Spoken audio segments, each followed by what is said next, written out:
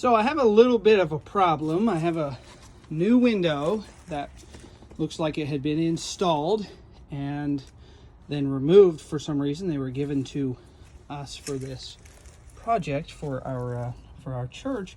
But what ended up happening is this flange ended up getting removed. And so that presents just a little bit of a problem, because we want to get not only an airtight seal, but we want to get a watertight seal in case water gets behind our siding.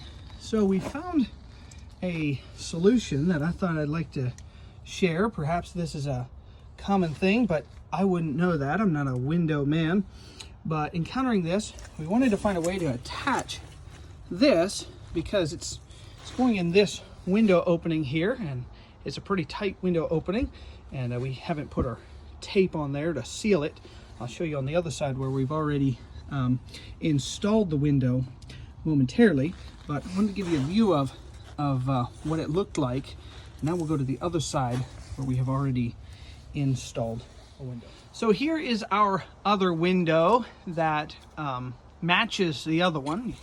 It's actually going in that window opening right here. We have made a new entryway. So this is now going to be our front door. We're going to put a 6-foot porch off of here. But anyways, back to this window. It's an aluminum framed. I haven't cleaned it up yet. We have put our zip system tape. We made sure to shingle it so that water would not, if any water gets behind one layer of tape, it'll just flow down onto the other one. We made a sill pan out of that zip tape, and then we went up around the whole window to air seal it. So what we've done on this side is just went down to the hardware store and got a piece of 1/16 inch, I guess it's mild steel, and we're fastening it with 1 3/4 inch roofing nails about every 3 or 4 inches all the way around. And while the silicone is probably going to do a lot of the heavy lifting, I'm pretty happy with that. And we're not completely finished with this. We're going to go over top of this with another sheet of zip tape, and I will show you that in just a second. But just want to give a visual of some of the challenges we're facing with this. Of course, a mistake I see a lot in window installs is someone wants to either silicone behind this flange, and you don't want to do that, because any water that gets behind here and lands on that sill pan, it needs a place to go. And so you want a weep spot. And in fact, I haven't put them in yet, but I'm gonna put some little shims in here, about one here and one here. That way any water that gets on that sill pan, though it is protected by the zip tape, it'll have a place to go. And ideally, those sill pans are going to be on a 5-degree slope if your window is made for that. So when we run our tape around the whole perimeter here, we also want to be careful not to tape this, because again, any water behind there is going to have a place to go. We're going to have our waterproofing on the inside and our complete sealing, so we're not going to have to worry about air getting in there. So anyway, all that's left is to put that tape on. And there we go, finished install. You'll notice, once again, we try to shingle our layers of tape.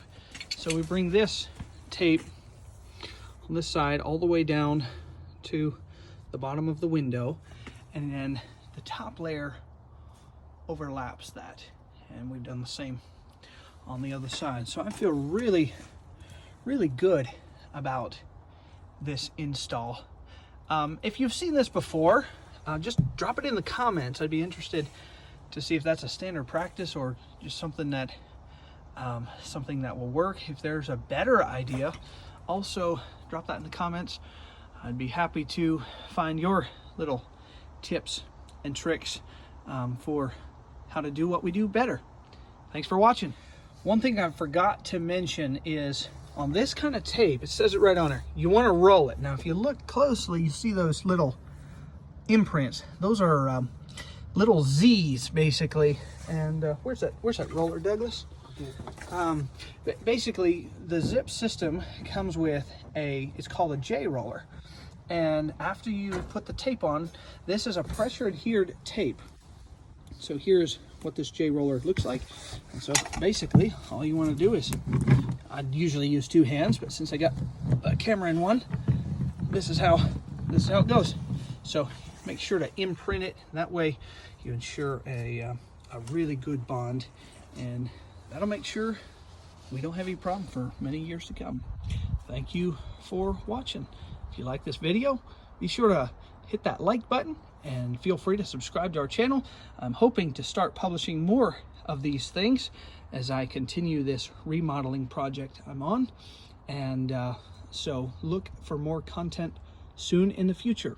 Hope you enjoyed it. Hope you learned something, and hope to be back giving you something else to watch soon. Take care.